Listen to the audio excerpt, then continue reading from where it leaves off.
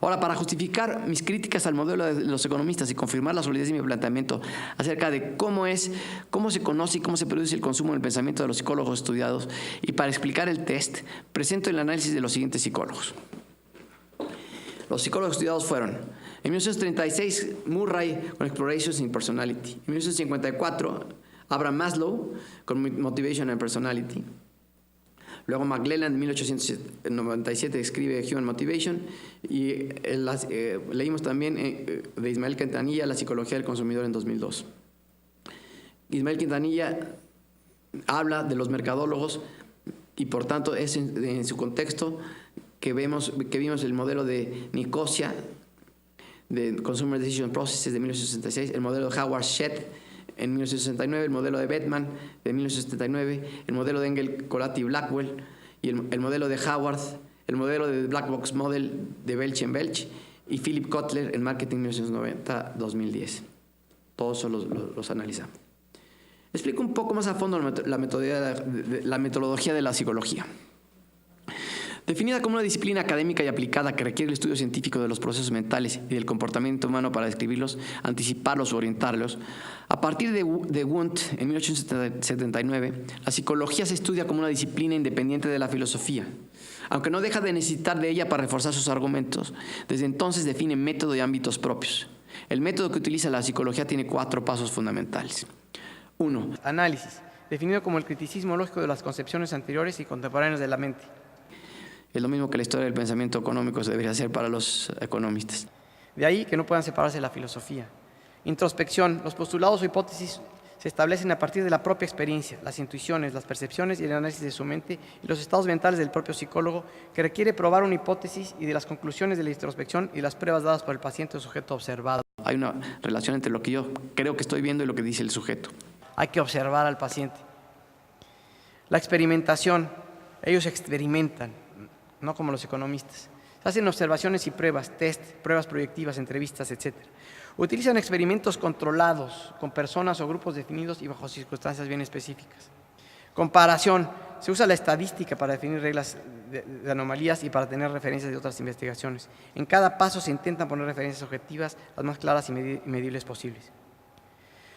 Como los procesos mentales no siempre tienen una referencia observable totalmente, objetivan, o una referencia objetiva, existen 2 referencias importantes para el psicólogo: la referencia biológica física del órgano que dio origen a ese proceso, generalmente el cerebro, y la reacción física que eso conlleva. Y 2, lo que en filosofía escolástica se llama el alma o la sustancia intangible, lo que da referencia a los procesos subjetivos, cómo y por qué se piensa lo que se piensa. Sin embargo, esa alma, que es difícilmente acotable, parte de la esencia del ser del hombre, es innecesaria de conocerse explícitamente porque los fenómenos subjetivos y los fenómenos actuales de la mente se expresan y aparecen en los actos, en las experiencias artísticas, historias de la vida y en la conciencia. Esta es una de las conclusiones de Murray. Sin embargo, es notable el deseo de los psicólogos en encontrar referencias biológicas a sus conclusiones para hacerlas objetivas, cosa que desde mi punto de vista entorpece muchas veces el camino de la verdad. 2 más 2 son 4, aunque en el cerebro no existe una reacción visible que lo demuestre. De hecho, muy probablemente la reacción visible sería igual para la respuesta equivocada que para la respuesta correcta. Para entender el contexto histórico de los psicólogos estudiados y entender su relación, además de con el consumo, con la economía, en particular su influencia con ideas de la administración de empresas, que sí tiene que obtener resultados en la realidad, me apoyo en el siguiente cronograma de los psicólogos y su entorno temporal. Como podemos ver de los autores estudiados, Henry Murray, al que estudiamos a fondo en Explorations of Personality, empieza su estudio mucho después de que Freud hubiera presentado las ideas del id, ego y superego, es decir, los conflictos internos entre deseos, moral y voluntad consciente. La Gestalt hablaba de visiones completas. El hombre es más que la suma de sus partes. Ya existía el test de Rorschach, de manchas de tinta. Los pedagogos hablaban de descripciones y métodos de aprendizaje. Alport ya había escrito algo sobre la personalidad. Y Popper había dado ideas claras de lo que una ciencia debe ser. Sin embargo, el debate del método y la objetividad, aunado a que cualquier interpretación de una conducta tiene algo de subjetivo, había dado a los psicólogos cierta libertad con respecto al método científico que hacía que ni hubiera referencias estables ni se pudieran integrar todos los avances. Entonces Murray desarrolla y utiliza un método que pone un puente entre las dos corrientes, hacer de la conducta subjetiva algo con referencias subjetivas. Lo llama de aproximaciones sucesivas. Es decir, analizar al individuo y sus fines, pero con parámetros consensuados por varios psicólogos para evitar tanta libertad y subjetividad a las interpretaciones, dando definiciones de referencia casi universales con parámetros y conclusiones que debían ser corroborados ante un grupo significativo de experimentos que incluyeran un número significativo y variado de pruebas. Así, con este procedimiento define las necesidades que son el constructo más básico para conocer a la persona y su personalidad, las características que pueden predecir la conducta de un hombre temporalmente. Las necesidades, como las concibe él, están definidas, son específicas, requieren de satisfactores diferenciados.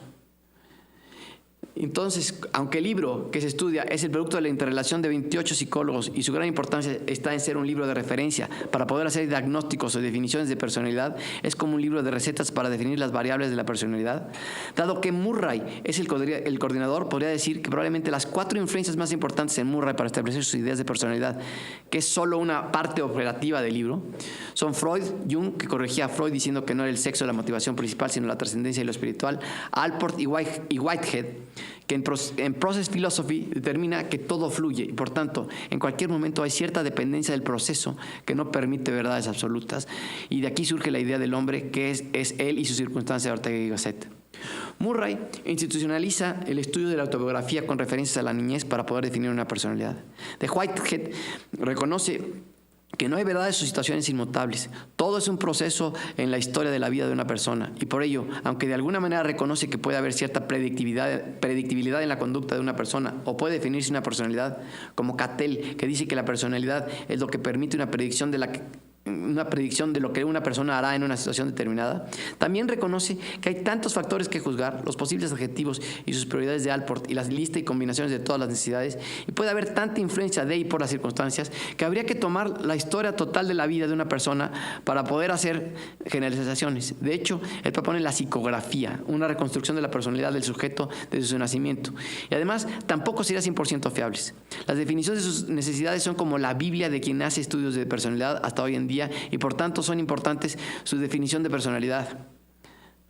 La personalidad es la guía de la conducta, resultado de la proporción de jerarquías de las necesidades que el sujeto deja, consciente o inconscientemente, aflorar, que en base a una observación estadística suficiente, tiene ciertas tendencias a ser estable por un tiempo. Y su idea y concepto de necesidad. Podría decir que al hacer un análisis de sus conclusiones y sus descripciones de lo que es una necesidad, se puede ver que, aunque no los menciona explícitamente, su teoría de las necesidades tiene mucha semejanza con una teoría del conocimiento que uniría a varios autores como Aristóteles en la lógica y la metafísica, y en su teoría del conocimiento, y sobre todo a Kant, para definir los procesos internos que generan las necesidades. Kant, en la crítica de la razón pura, dice que el hombre, para conocer, además de los sentidos, tiene preconfigurada en la inteligencia una red de nodos o centros de acopio y de procesamiento, juicio y decisión, a la que llama noúmeno, mediante la cual el hombre procesa información específica para determinar qué es verdad. Así, cuando un individuo percibe el color rojo, hay un nodo específico que se activa y que una vez aprobado se pasa a la memoria y establece una referencia para otros nodos. Hay otros nodos preconfigurados que traen insertas varias clases de conocimiento: la lógica, las matemáticas, la ética básica, el lenguaje, la percepción del espacio, etc. Es a través de esta red de nodos que el individuo procesa la información interior y exterior y cómo llega al conocimiento y sobre todo a la verdad. Murray describe un proceso similar, pero en vez de tener como producto la verdad, tiene como producto un comportamiento o una inclinación o decisión de hacer algo. Él dice que el cerebro tiene configurados una serie de procesos reinantes que procesan y gobiernan todos los procesos inferiores, subregnancies, que son sensaciones, sentimientos, etcétera, del cuerpo y la percepción humana. Es como si en el cerebro hubiera varias unidades de procesamiento central de datos que aportan las demás partes del cuerpo, y que estas unidades centrales pudieran gobernar, o más bien decidir a cuáles dar curso, además de procesar su información, los demás procesos, entre los que se incluyen y que en su mayoría son las necesidades. Sin embargo, no son estructuras físicas, son procesos que, aunque no define bien Murray, sí dice que incluyen percepción, apercepción, imaginación, emoción, afecto, intelección, y deben abarcar todo lo subjetivo: expectativas, intenciones, pensamiento creativo y demás. Estos procesos o configuraciones dominantes del cerebro que gobiernan los demás procesos son mutuamente dependientes, pero no siempre están todos activos. Sin embargo, siempre hay varios activos al mismo tiempo, aunque no todos son conscientes. Para cualquier momento en el tiempo en que se analiza a un sujeto, los procesos regnant que están activos se llaman regnancy. Esto refuerza la idea de que cuando se va a consumir se tienen en mente varias necesidades a la vez o las preferencias se definen por paquetes. Las necesidades, que no son el estímulo, sino lo que el estímulo provoca, y no cualquier estímulo provoca una necesidad. Hay cosas del ambiente, por ejemplo, que no les ponemos atención, son manifestaciones o resultantes de estos procesos regnant o regnantes. Se puede decir que una necesidad es prioritaria y consciente y domina al organismo cuando los procesos regnant y las instituciones que lo gobiernan así lo decidieron. Y entonces la necesidad da orden y transforma algunos de esos procesos regnant y puede hasta iniciar una acción para intentar satisfacerla.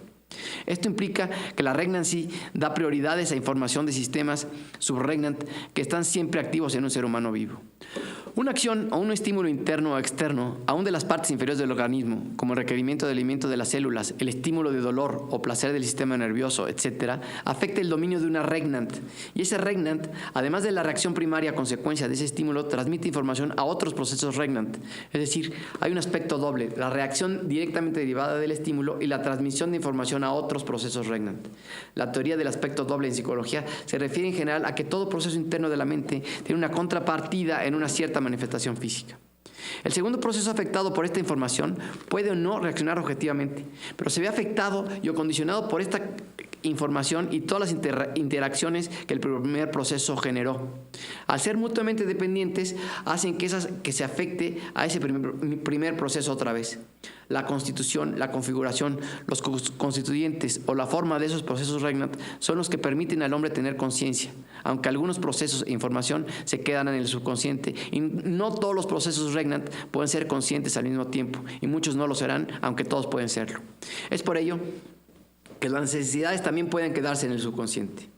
Una necesidad es el resultado inmediato de ciertos sucesos, cosas que ocurren, estímulos internos o externos al organismo, el resultado del choque o predominancia de un proceso regnant que le sugiere una reacción o la tendencia a una reacción específica. Lo impulsan a lograr el objetivo de satisfacerla y por tanto condicionan ciertas conductas de los individuos. Es un desequilibrio que te impulsa al equilibrio.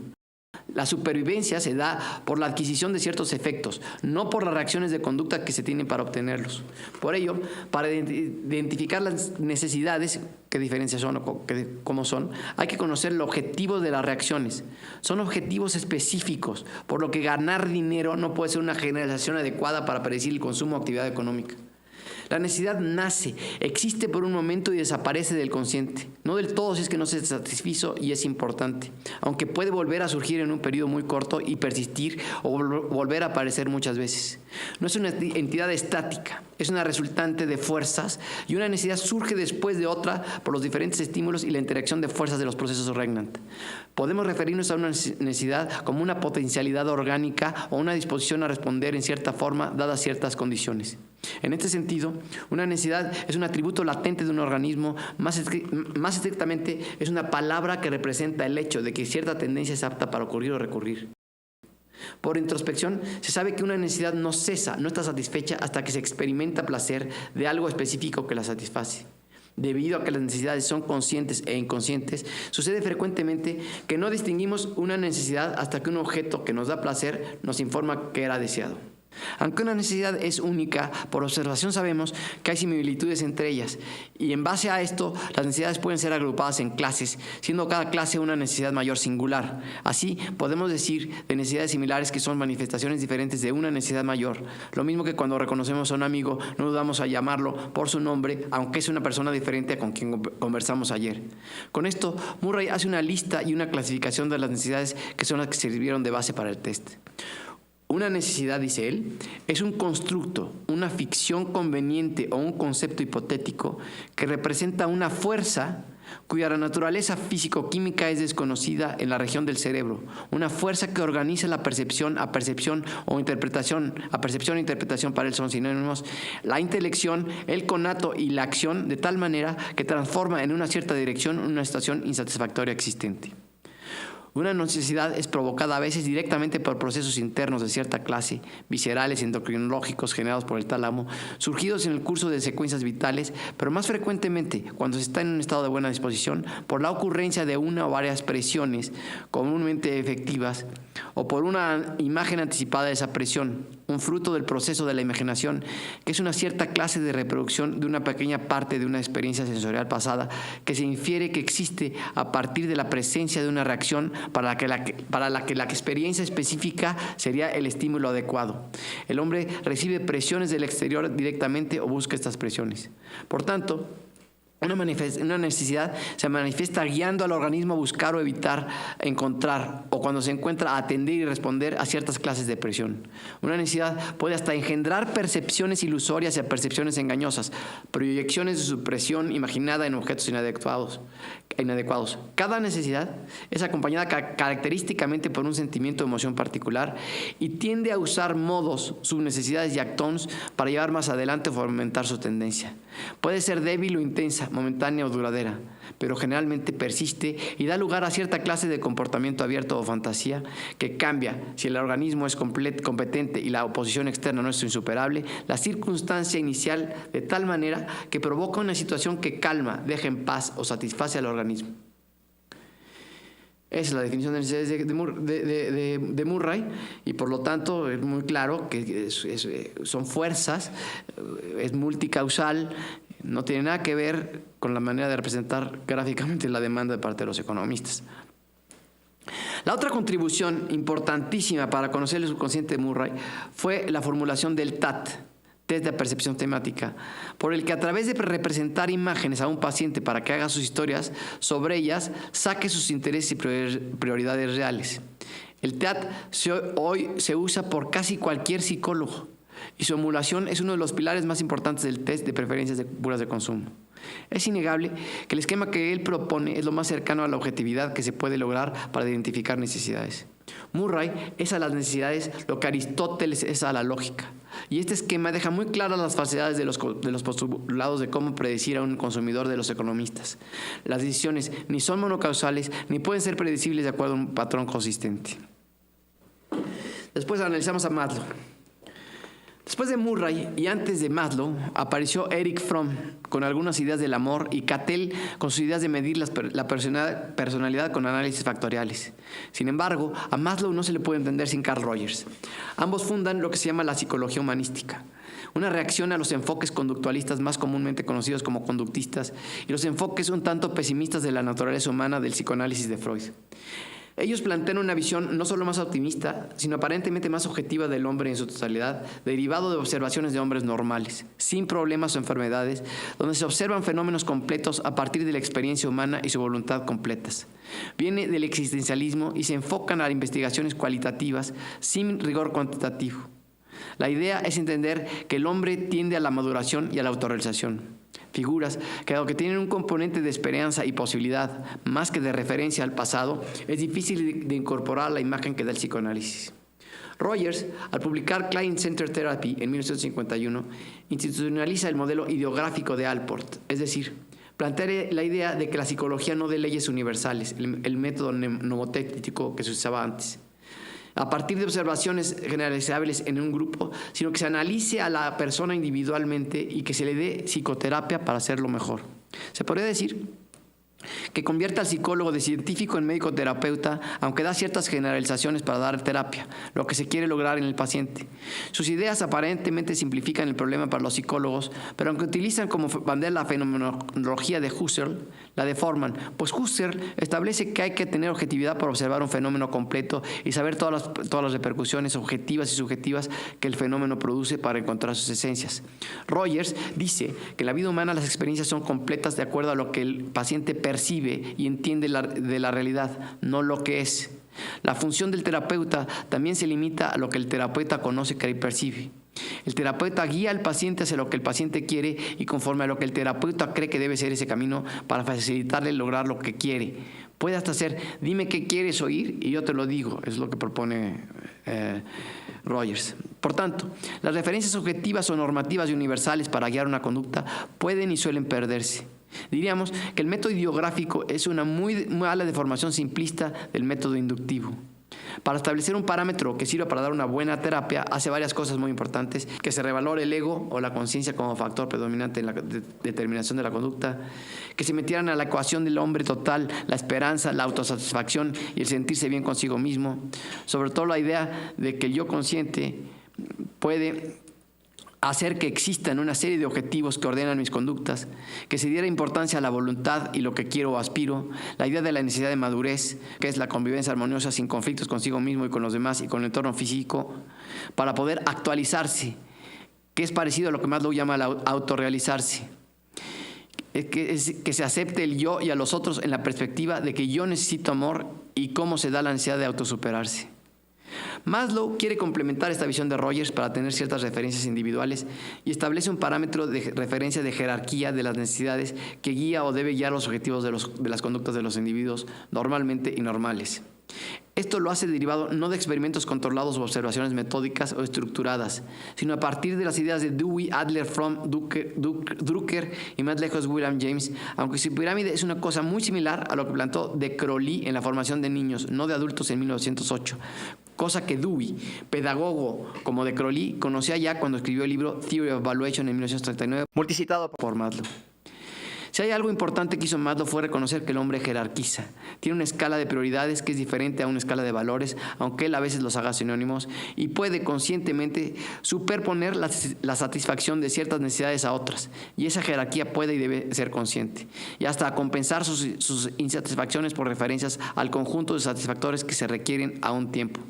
Pero sobre todo, le dio importancia en el esquema para analizar una personalidad a la satisfacción de las necesidades básicas o viscerogénicas que todos los demás habían desdeñado. Es decir, reconcilia la felicidad y posibilidad de superación en el hombre con el trabajo necesario para satisfacerlas, y que la eficiencia en el trabajo puede ser parte de esa superación personal.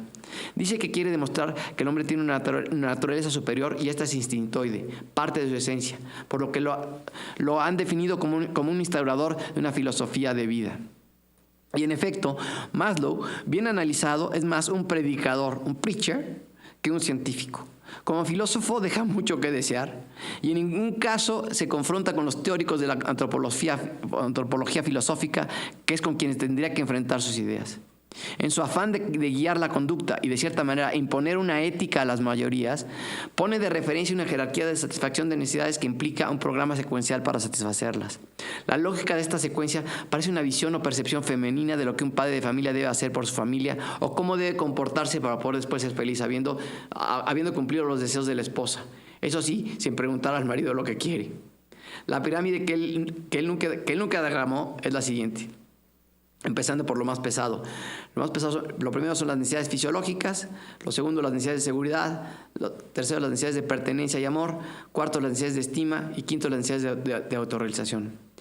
La pirámide es deficiente porque no es cierto que tengan que estar satisfechas unas necesidades para que nazcan o se quieran y puedan satisfacer las otras, aunque él diga que puedan estar satisfechas en un porcentaje solamente.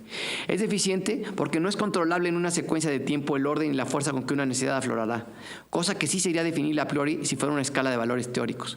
Pero él no quiere hacer la distinción. Las prioridades para la acción, que es diferente de ciertos valores éticos universales, ni son estables, ni son objetivas, ni pueden ser universales, porque quitarían una de las características esenciales del hombre, que es ser único. Es deficiente porque las generalizaciones normalmente se dan a partir del estudio sistemático de un grupo, cosa que no hace. Se basa en sus propias intuiciones. Y para tener un nombre promedio de referencia o una jerarquía, no solo de valores, sino de prioridades de acción para obtener satisfactores, tendría que hacer pruebas, que además, dado que implican una idea de felicidad, que aunque fuera muy similar, es única en cada individuo, debería obtener los datos de respuestas directas de cada uno, cosa que tampoco hace. Y por lo tanto, no hay certeza, como él mismo infiere, después de que su modelo represente al hombre sano promedio. Pero además, intuitivamente y después de las pruebas que ofrece Murray, sus ideas y su concepción de las necesidades y cómo surgen son totalmente deficientes. Es deficiente porque, si bien es cierto que para coordinar los esfuerzos en un grupo es importante tener bien definidas las metas y objetivos y tener una idea de la logística y secuencia de estos objetivos, esto no aplica estrictamente para el proyecto de felicidad de un individuo, pues los mismos objetivos de la felicidad son varios y cambian, y los plazos no son fijos o las metas secuenciales dependientes.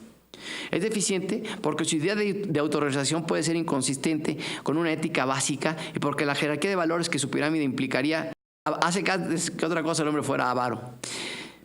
Es deficiente porque no analiza cómo se deben analizar o satisfacer las necesidades, ni cómo se gobiernan las conductas o cómo interactúa la inteligencia, la imaginación, la sensación, etcétera, para establecer esa jerarquía. Y hay muchas deficiencias más. Sin embargo, su optimismo y el énfasis que da la actitud de ser optimista es importante. Es importante la idea de tener una jerarquía de valores, aunque no sea la que él propone. Es importante que ponga como referencia también lo que el hombre puede y quiere ser. Es importante la idea que da para que una persona se adapte y madure y que tenga cierta coherencia, felicidad y trabajo. Es interesante lo que él ve como personas exitosas autorrealizadas. Son interesantes sus ideas de comportamiento autoexpresivo no motivado y cómo es la autorrealización, y son muy interesantes sus ideas de experiencias cumbre y sus ideas teológicas que después concretizará en una revista que se llamó Psicología Transpersonal. Creo que la preponderancia de la satisfacción de las necesidades fisiológicas solamente es algo en que se ha coincidido después por muchos. No cabe duda que estas ideas ayudan a entender la motivación humana. También es cierto que los nombres que pone las necesidades se han arraigado más que los nombres que puso Murray. Además de que hay necesidades que son diferentes o implican cosas que Murray no identificó como necesidades y por ello los nombres son más familiares.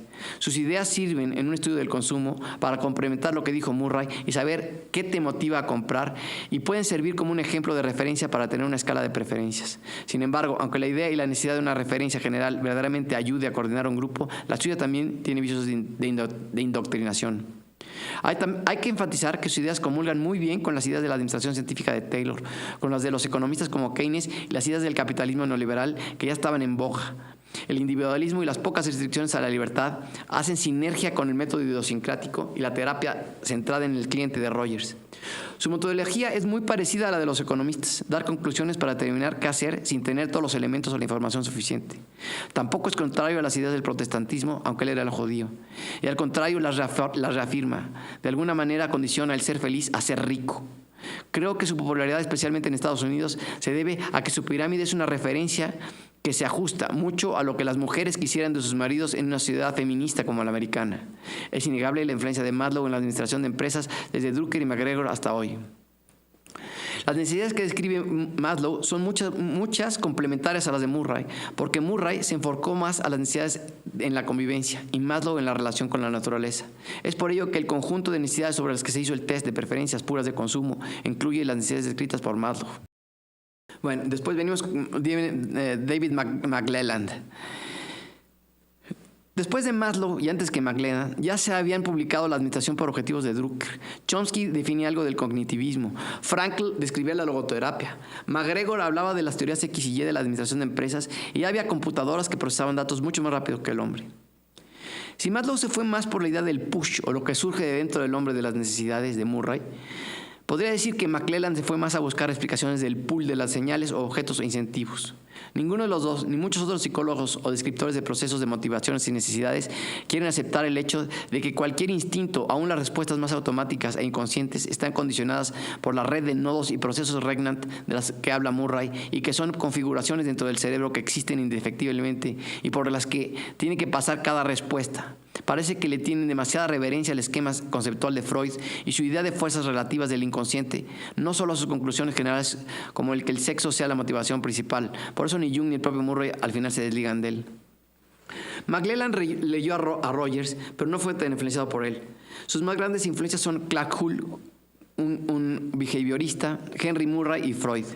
Sin embargo, es el mejor historiador del pensamiento psicológico relativo a motivaciones de todos los estudiados.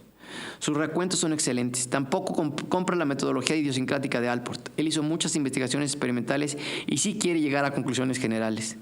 Preocupado como Maslow por las jerarquías, o más bien por las fuerzas relativas de las necesidades y su medición, él no da una jerarquía a priori ni cree que se pueda generalizar un sistema de prioridades, sino más bien que la fuerza relativa de una necesidad o motivo se pueden medir al observar como Murray a través del TAT, repeticiones de temas y relaciones en pensamiento asociativo o fantasías surgidas a partir de de provocar ciertas reacciones o motivos de manera experimental, y en línea con la idea de reducir las variables al máximo para definir qué hace que una persona actúe de cierta manera, Cattell había reducido a 16 las características importantes. Él establece que se concentra, intuimos que porque para él son las más importantes, en 4 necesidades. En realidad, él da importancia a 5, pues incluye el motivo de hambre o satisfacción de necesidades fisiológicas, pero no hace mayor hincapié en este motivo más que para dar ejemplos. Sin embargo, él explícitamente establece como importantes 4 necesidades y su satisfacción o sistemas de motivos. 1. El motivo de logros, N achievement. 2. El motivo de poder. 3. Los motivos de afiliación o amor. Y 4. Los motivos de evitar o evadir, avoidance.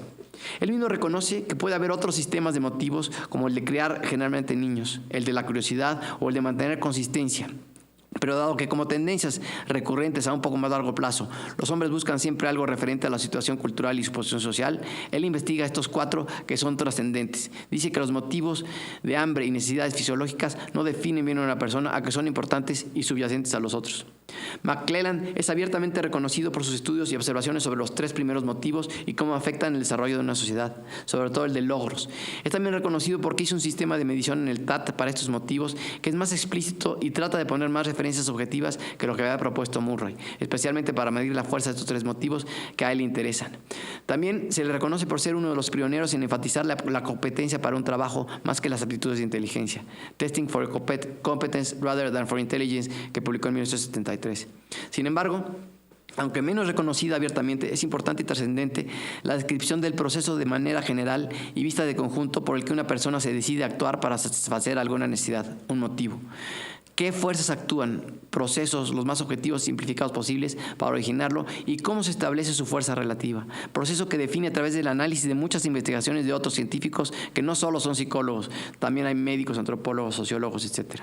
Así, establece que la causación personal, personal causation, está compuesta por 1. Aspectos cognitivos, lo que sabe la persona y cómo entiende. 2. Las habilidades, tanto lo que uno sabe que puede hacer como las probabilidades de éxito. Y 3, las motivaciones o intenciones relacionadas con la satisfacción de las necesidades y actividades placenteras por sí mismas. Y después de mucho análisis del proceso, define motivo como el motivo es una preocupación recurrente que se piensa frecuentemente, aunque sea subconscientemente, por una meta. Una meta no es un resultado específico, sino la satisfacción de uno de los 4 motivos que él enumera. No importan los medios en la definición o un estado meta, una situación que tenga algo de duración en tiempo, basado en un incentivo natural, incentivos que él enumera diferentes de las necesidades, una preocupación que energiza, orienta y selecciona el comportamiento. Los motivos se basan en incentivos que despiertan emociones, a las que después, para satisfacerlos, se las asocian conductas. Los incentivos básicos, según él, son 1. A la comida sabrosa o sensaciones placenteras. 2. A la variedad. 3. Al impacto. 4. Los incentivos al contacto físico e incentivos sexuales. 5. El incentivo a la consistencia. Y 6. El incentivo al alivio del dolor o posible dolor o sufrimiento. Estos originan, según él, los 4 sistemas de motivos preponderantes. Empiezan siendo naturales en el sentido de que estos despiertan innatamente diferentes tipos de emociones positivas o negativas. Pero la naturaleza de los incentivos cambia rápidamente con el aprendizaje. El moderado grado de variedad, el incentivo a la variedad, que produce la emergencia de una emoción positiva en un momento, solo produce aburrimiento después de haberse expuesto a nuevo material. Son muy relevantes la clasificación e influencia de los incentivos y cómo dice que se puede uno entrenar en motivación y cómo se llega a resultados. De hecho, él acepta la fórmula de Atkinson, derivada de Lewin y Hull, en la que se establece que el desempeño en lo producido, el resultado, más que el cambio en la fuerza de los motivos, se enfatiza el resultado, R, es igual a MS por PS por IS, donde R, el resultado, dadas las oportunidades ambientales, es una función de la fuerza de los motivos, MS, por la probabilidad de éxito, success, PS, por el valor del incentivo, si es que se tuviera éxito, BS o IS. Este último valor, después, fue definido como el recíproco de la probabilidad de éxito, 1 menos PS. Dice que este modelo probó su utilidad al predecir el nivel de dificultad al que una persona preferiría trabajar como una función de la fuerza de la necesidad de logros, achievement, la probabilidad de éxito y el valor del incentivo de éxito en lo que se propone. Como es fácil de observar, todas estas condicionantes para el resultado de una acción o de una decisión son importantes para poder hacer un buen test en el que se definan preferencias y disposiciones reales para comprar un producto de los consumidores. El saber cómo se llega a resultados conductuales que tiene algo de behaviorista es similar a lo que se pretende lograr con el test de preferencias. Primero, que las personas se conozcan a sí mismas, que sepan lo que quieren y luego lo que expresen que quieren, teniendo los medios realmente lo compren, que haya congruencia entre lo expresado y lo actuado. Por ello, el conocer cómo se llega a los resultados ayuda al test. De hecho, muchos de los modelos de comportamiento del consumidor posteriores a él reiteran el uso de muchas de las investigaciones que él cita y algunas de sus premisas. Se podría decir que él fue uno de los pioneros en estos modelos de proceso de toma de decisiones que describe los pasos para decidirse a actuar y cómo se va incrementando la jerarquía de fuerza de la necesidad de satisfacción de una necesidad o la propia necesidad de acción. Y es de los pocos que quiere ver el proceso de conjunto, no es idiosincrático. Por eso es una buena referencia para hacer un test de preferencias totales. Desde el punto de vista de ver al hombre como un todo, creo que su visión es deficiente porque cualquier satisfacción de cualquier necesidad es un logro. Y entonces la generación que él propone es tan general que no sirve para tener referencias concretas de predicción o de entender la conducta de manera coherente en su totalidad y en sus diferentes facetas para hacer predicciones realistas. No es lo mismo querer obtener un coche Ferrari que incluye transporte, reconocimiento y competencia para ganar velocidad que querer obtener el agua suficiente para vivir o el querer obtener la fórmula biológica para la eterna juventud, que incluye no solo necesidades estéticas y biológicas, sino también intelectuales. Para las tres cosas el proceso es diferente y el objetivo y las necesidades que lo motivan son diferentes, aunque todas requieran una motivación para lograr. Después viene Ismael Quintanilla en Psicología del Consumidor. Cuando Quintanilla escribe, ya había publicado Kotler, la Biblia actual de la mercadotecnia, y Seligman y Csikszentmihalyi habían publicado algo sobre el pensamiento positivo, dando a la voluntad de ser feliz una importancia mucho mayor a la que tenía antes. El libro me parece que ve el problema de la psicología del consumidor desde una perspectiva globalizante bastante buena y refiere a los modelos de decisión hechos por los mercadólogos para inducir el consumo que son necesarios en esta tesis. Es un libro en psicología social, rama que investiga las organizaciones sociales y trata de establecer los patrones de comportamientos de los individuos en los grupos, los roles que desempeñan y todas las situaciones que influyen en su conducta. Todo grupo social adopta una forma de organización dictaminada por la misma sociedad con el fin de resolver más eficazmente los problemas de la subsistencia. Típicamente, los psicólogos sociales explican el comportamiento humano como resultado de la interacción de estados mentales y situaciones sociales inmediatas. Sus teorías tienen tendencia a ser más específicas y enfocadas en vez de globales y generales que la sociología. Haciendo una amplia generalización, se puede decir que tradicionalmente los investigadores de psicología social estadounidenses se han centrado más en el individuo, mientras que los europeos han prestado más atención a los fenómenos a nivel de grupo. Por tanto, aunque la psicología social es un poco más profunda que la sociología, no es tan aguda o normativa como otras disciplinas de la psicología. En psicología social, con proponer una teoría basta. Los diagnósticos dan soluciones genéricas en algunos casos comprobables, pero sin ir al fondo de analizar su aplicabilidad práctica. Establece causas a través de observaciones generales de influencias y características de un grupo, pero no se mete a ver el por qué y cómo se dieron los procesos específicos que lo generaron. En este sentido, le faltaría el complemento de los estudios en psicología de los procesos de grupo, el rigor para ver efectos en las personas de la psicología clínica y de la personalidad, y desde luego conocer los procesos y reglas dadas por la ciencia política y de gobierno para saber cómo efectivamente se llega a tener influencia y poder sobre un grupo. El ambiente de la psicología actual. El profesor Quintanilla es un psicólogo contemporáneo, da clase en la Universidad de Valencia. Es uno en que la especialización se ha hecho tan grande que solo enumerar los campos de acción del psicólogo podría llevarnos medio libro. Hay trabajos e investigaciones tan específicas como los efectos del ruido en los niños en las aulas.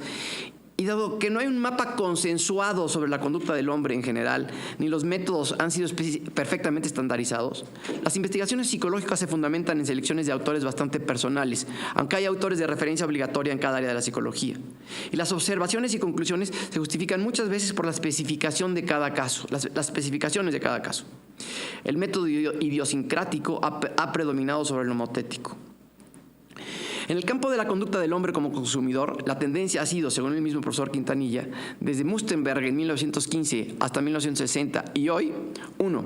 A que la mayoría de los psicólogos hagan sus investigaciones dentro de la mercadotecnia para las empresas, pues además en general les pagan más por hacer alguna buena campaña de marketing o de publicidad que por hacer una investigación teórica importante. Hacían anuncios y soportes de campañas publicitarias al principio, hasta 1960, y hoy ya integrando el concepto de marketing a la idea de optimizar los procesos de intercambio entre empresas y consumidores. 2. Aunque el consumer behavior como actividad investigadora y académica ha tenido también un espacio, sin embargo, la investigación de los europeos se ha hecho más por la idea de cómo afecta el stock de productos y servicios sobre los que el consumidor decide, los productos ya ofrecidos por las empresas, a la decisión de compra del consumidor, que sobre la idea de que el consumidor es quien puede decidir qué se produce. Mientras que los americanos han hecho investigaciones sobre cómo se comporta el hombre cuando compra o consume, que no es lo mismo. Es por esta vinculación con el éxito de las empresas y su afiliación consecuente con la teoría económica vigente que el estudio independiente y objetivo de la conducta del consumidor desde la perspectiva del consumidor ha sido diseñado. Quintanilla, que es uno de los únicos autores contemporáneos que encontramos que vieron de manera global el problema de la psicología del consumidor, retoma las ideas empezadas por Katona y afirma y prueba que la propia teoría económica neoliberal o clásica en boga, al delimitar y tratar de predecir la conducta del consumidor como conducta racional, el hombre económico, es deficiente según él.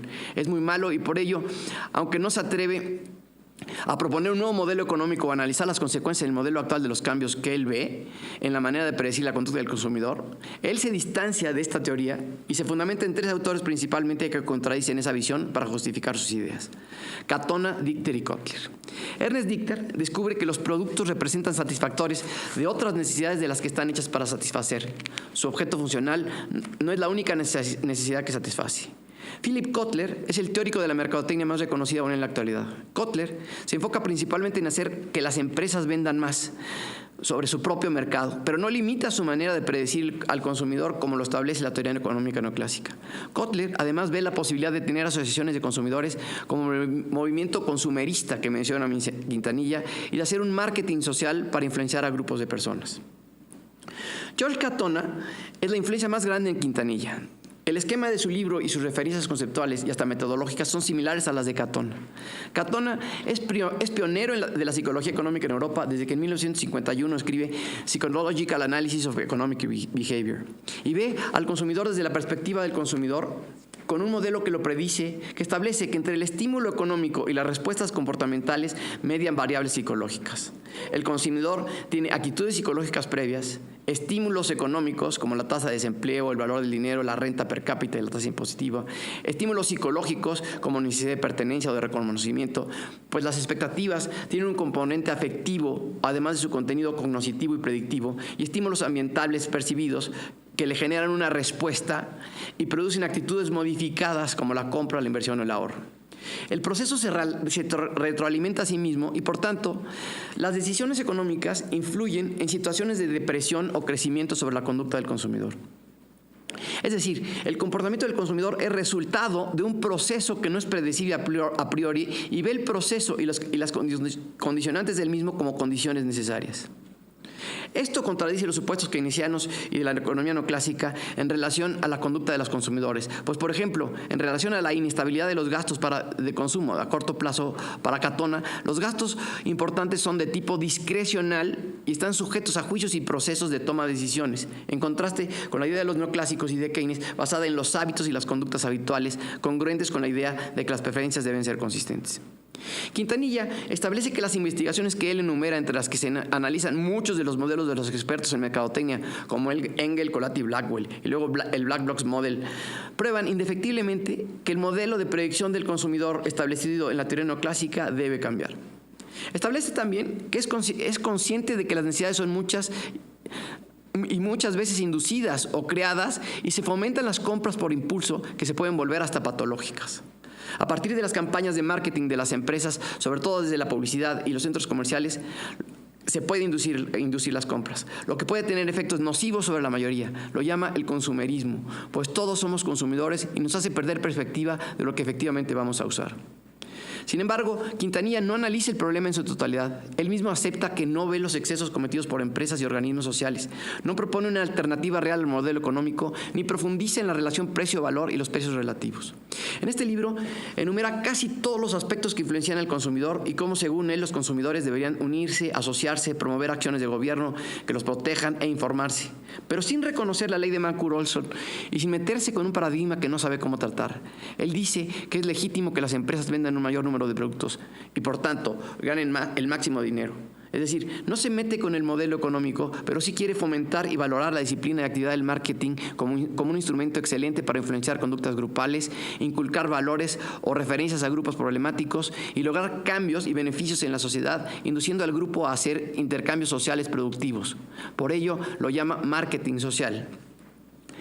Aunque los modelos de los mercadólogos están todos analizados en la tesis, en esta exposición diré solo que lo que hacen es describir el entorno y lo que afecta el proceso de decisión por el que un consumidor se define por un producto, sin analizar necesidades específicas ni el consumo total de cada consumidor. Para efecto del test, los modelos sirvieron para definir algunas de las condiciones en que los ejercicios se debían presentar al sujeto. Bueno, sería muy largo enumerar todas las conclusiones que del análisis de cada uno de estos autores sirvieron para hacer y diseñar el test. Todas están dentro del apartado llamado preámbulo del test o protocolo teórico del test. Pero todas quedaron satisfechas y creo que se pueden intuir al explicar el test. Y por ello explico el test. Entonces voy a presentar el test de preferencias puras de consumo, que es la última parte de esta etapa de la presentación.